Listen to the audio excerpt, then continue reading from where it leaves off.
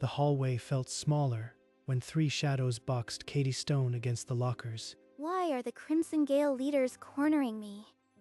I've done nothing. Where did you get this necklace? Tell me the truth. The silver pendant swung gently. The word king, catching the afternoon light. It's just a gift. From a relative. I am not who you think. Don't lie. That necklace belongs to the king. We'd recognize it anywhere. We've searched for you for years. The king saved our lives. Please, just admit it. We won't stop until we know the truth. Even if it takes forever. I can't let them know. My life will be over if they find out what I really am. The three wouldn't accept her denial. From that moment, they began to follow her every step. That afternoon, Katie rounded the corner to her house and froze. Three familiar silhouettes stood by her gate. You have to be kidding me. They followed me home? This is a nightmare. We were in the neighborhood. Figured we'd stop by. Your place is hard to miss. Ooh, it's so cute. Can we come in? I want to see where you live. Before Katie could protest, they filed inside, eyes sweeping over the spotless living room. Minimal. Calm. Like a safe house. It suits someone who wants to disappear. Where do you keep old photos? Anything from a few years back? Maybe with a certain necklace? I already told you it's not mine. I don't have anything like that. Please, just leave. The three exchanged silent glances, unreadable. Yvonne's smile didn't reach her eyes. We'll visit again soon. Get comfortable with us. You can't hide forever, Katie Stone. The next day, in the cafeteria, the trio dropped onto the bench across from Katie, and the room fell silent. This is it. Every single person is staring. My life is officially over. I love lunch. What did you bring? Ooh, can I have a bite? A mocking voice called from the baseball table. The gang's got a pet nerd now. Say that again, and you'll be eating through a straw. I should be mortified, but she actually stood up for me. No one has ever done that before. It feels weirdly safe. After lunch, they flanked her through the hallways like a personal guard, their footsteps echoing a warning. Ignore them. They're just jealous they can't be as interesting as us. You are not alone anymore, Katie. Even if you don't admit it yet. Walking home, Katie felt a confusing mix of gratitude and fear. They were closing in on her secret, and the worst part? She was starting to want them to. The following weekend, Katie caught a train to the next town, hoping for one afternoon without shadows. No such luck. They're even on my errands now. Can't they leave me alone for 1 hour? Ooh, let's hit the fashion street. I know the best accessory shop. But Katie watched as they stopped to help an elderly woman with her groceries and to play with a lost child. That's not gang behavior. That's genuine kindness. I am such a liar. Why is this king so important? It's just a necklace, right? When we were younger, a pack of older thugs had us cornered. The king appeared out of nowhere and saved us. In the flashback, a cloaked figure stood protectively in front of three terrified young girls. After that, we swore to find the king and thank them properly. It's our life's purpose. Katie's chest tightened with guilt. The secret was becoming a poison she couldn't swallow. That evening, Katie brewed tea with trembling hands. She needed to say it before the guilt choked her. I know I am not the king you want, but could we still be friends? We already are. You are so much fun to be around, Katie. Friend or king, you've got guts. We like that. You are one of us now. No takebacks. They exchanged phone numbers eagerly, and Katie's phone buzzed with a group chat invitation. I've never had real friends before, and I am lying to them every second. I am the worst. We'll walk you to school tomorrow. Don't be late. After they left, the silence of the house was heavier than any threat she'd faced. She pulled out the king's necklace from under her shirt. Friendship built on lies was a fragile thing, and she knew it would shatter. Within days, the three became permanent fixtures in Katie's house, their personalities unfolding like a slow-blooming flower. I train every morning at dawn. Discipline is what separates us from the gutter. Try this ribbon. It would look so cute on you. Fashion is about being yourself. This book is about a knight who hides their identity. It's relatable. Katie soaked in their quirks, but every laugh was a reminder that her silence was a wall between them. Everyone, I need to tell you something about the king. If I say it, they'll look at me with disgust. I can't lose this. I mean, I found a similar necklace online.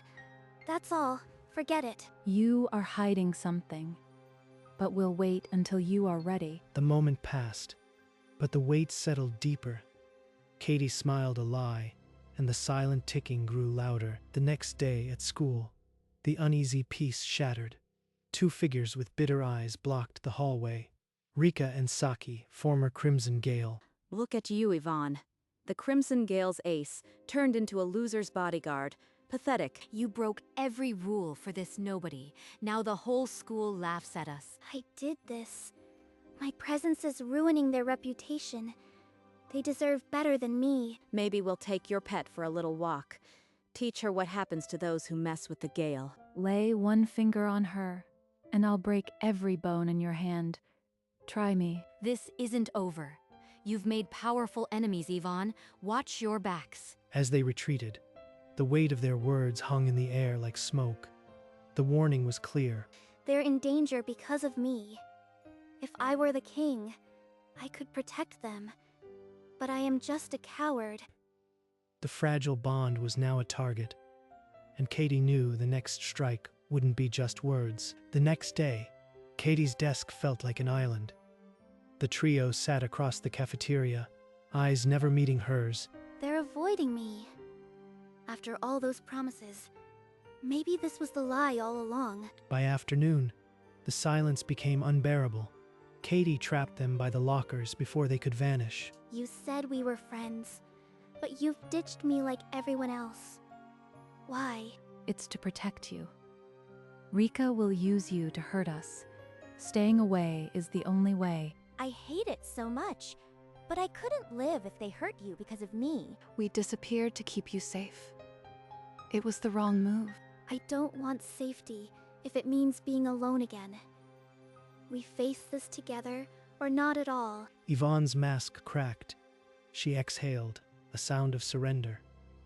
The others looked on, tension shifting. Fine. We stick together. But if you get hurt, don't blame us.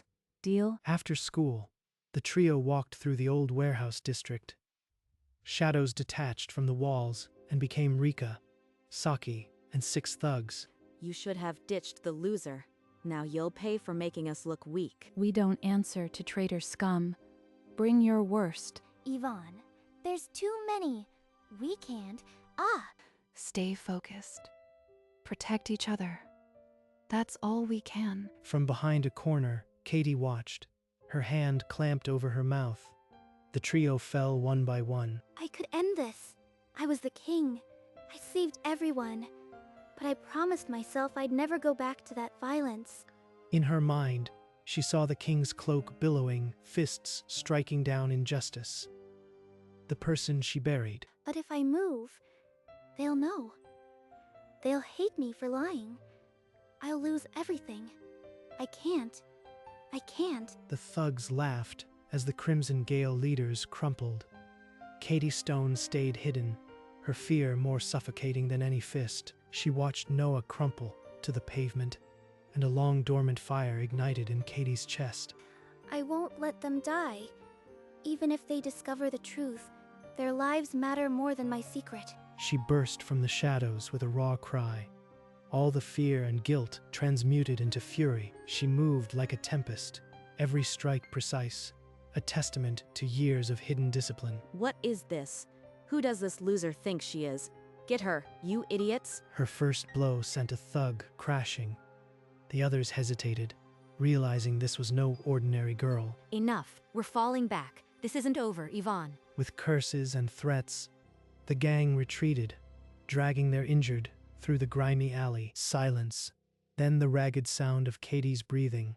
She stood over her friends, fists bloodied. Katie, that wasn't normal. You've been hiding something from us. something big. Half an hour later, they stumbled into Katie's living room, the first aid kit open on the table. You were amazing out there. The way you moved.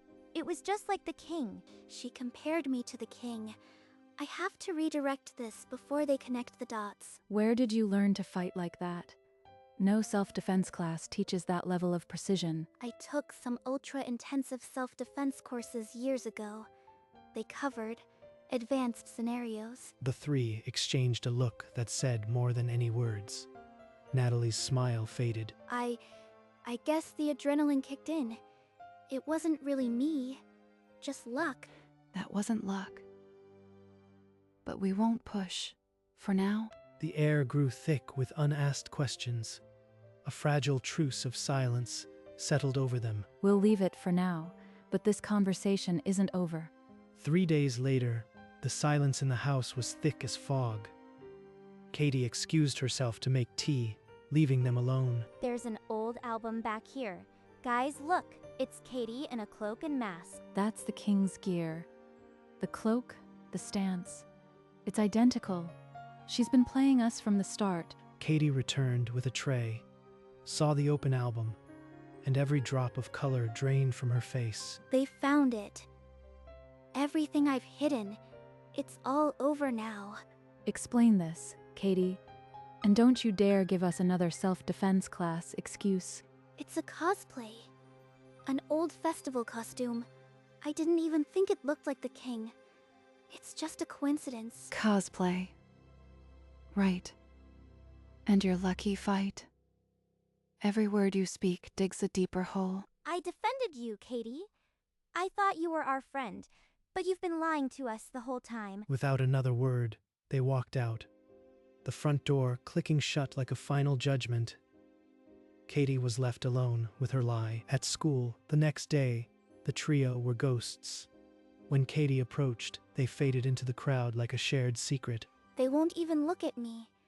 And the rumors. I hear my name in every whisper. By lunch, the former gang's whispers had poisoned the whole school. Katie Stone, the liar who manipulated the Crimson Gale. I did this.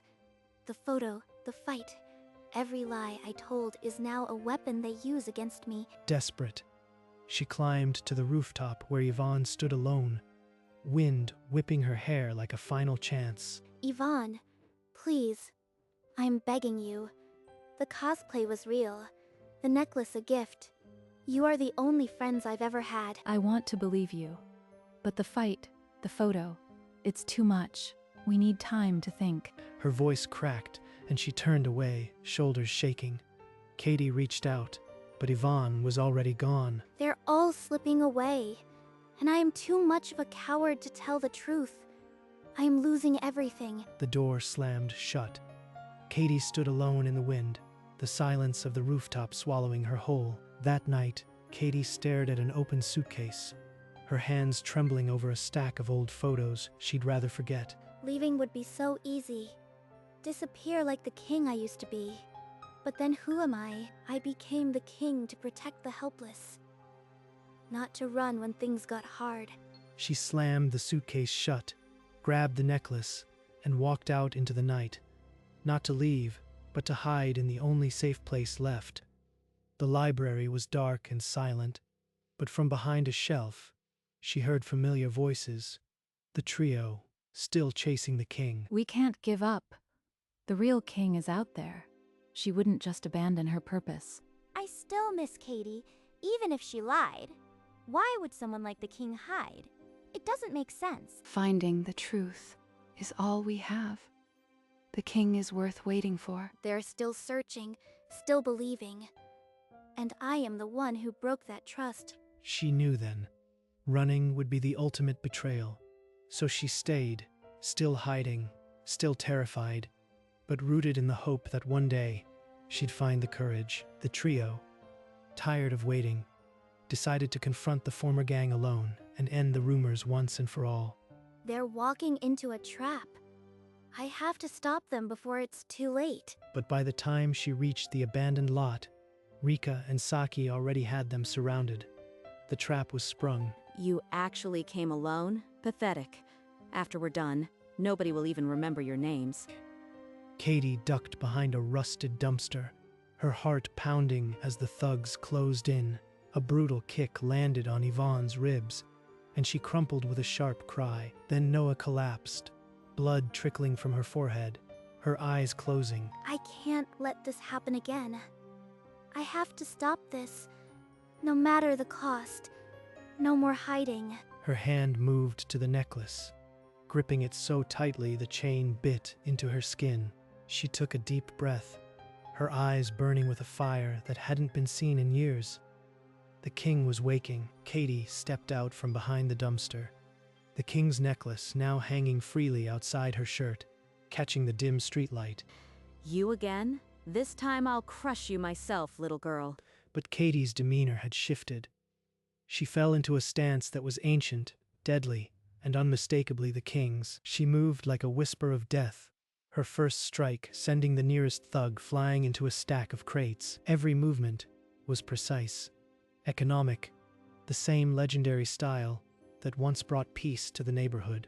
No way. That stance, those moves.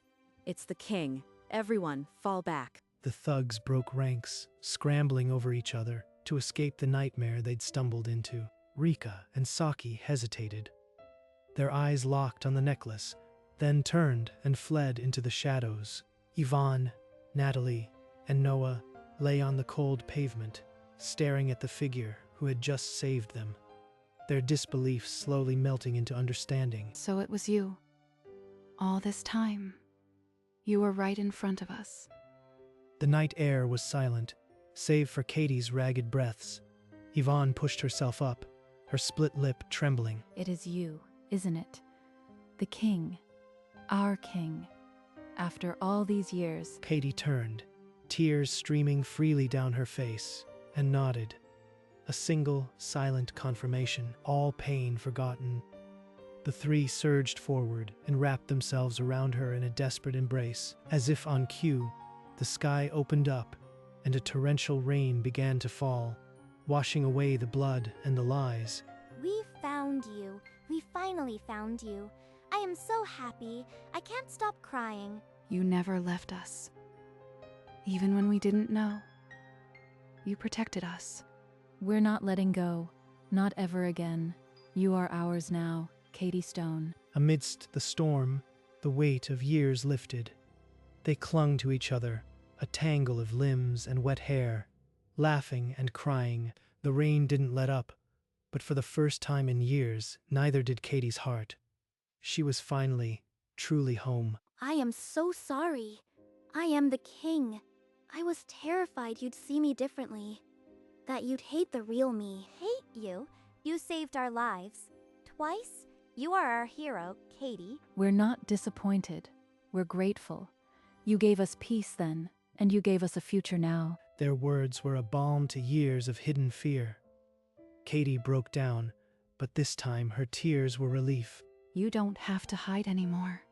We're with you, always. The storm raged on, but they stumbled together through the dark streets, guided by the warm glow of Katie's house. Inside, the heater hummed as they peeled off wet jackets, the living room becoming a sanctuary. I've never let anyone in before, but you three, you broke every wall.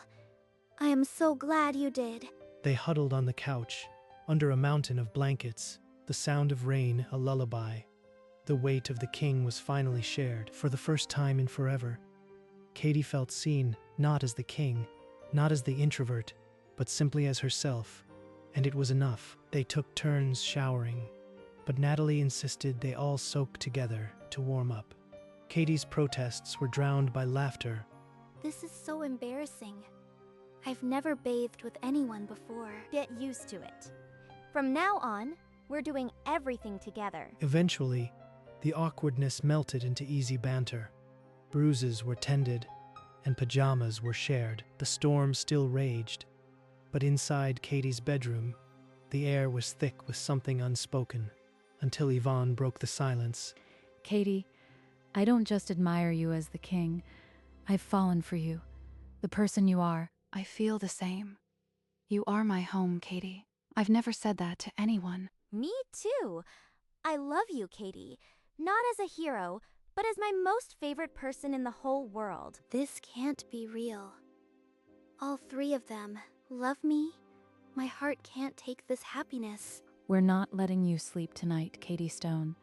You are ours, and we're going to prove it. Before Katie could protest, 3 pairs of hands pulled her gently onto the bed, a tangle of limbs and soft laughter. Wait, this is too much. I'm not used to. Shh. No more hiding. Tonight, we shower you with all the love you've missed. The room filled with tickles and whispered secrets, each touch a silent promise that the lonely days were over. I never thought I'd find someone who makes silence feel so loud with happiness. I'm drowning in affection, and for once, I don't want to come up for air. The storm outside became a distant lullaby. Inside, there was only warmth, only the sound of intertwined heartbeats. This is where I belong. Not behind a mask, not hiding, right here with them. The king's necklace rested on the nightstand, catching the soft lamplight. No longer a secret, but a symbol of the bond that saved them all. As the night deepened, Katie drifted into the first peaceful sleep of her new life, cocooned in the arms of the 3 people who loved her most. The morning sun crept through the curtains, painting golden lines across the tangle of sleeping girls. I am not alone. They're really here. This isn't a dream. Yvonne's arm lay protectively over Katie's shoulder. Natalie's face nuzzled into her side, Noah's soft breath steady against her neck. I've never woken up like this. Held, wanted, loved. It's more than I ever hoped for. Her gaze drifted to the nightstand, where the king's necklace rested, a quiet memento of the journey that brought them here. Thank you to the storm, to the lies, to the fight. They all led me here, to them. Thank you for never giving up on me. I love you all. None of them stirred, but in their sleep, they seemed to smile. The storm had passed, leaving only warmth. Katie closed her eyes, melting back into the embrace, finally at home in her own skin. Outside, the sun rose higher, but inside Katie's little house, time stood still in a perfect, long-awaited moment. A few days later, Katie walked through the school gates, the king's necklace swinging openly against her chest, her girlfriends flanking her. The whispers had shifted. Katie Stone was no longer the timid mouse. She was the girl who tamed the Crimson Gale. The rumors don't matter anymore. I am not hiding. I am just Katie, and that's more than enough. Ready for another day, King Katie?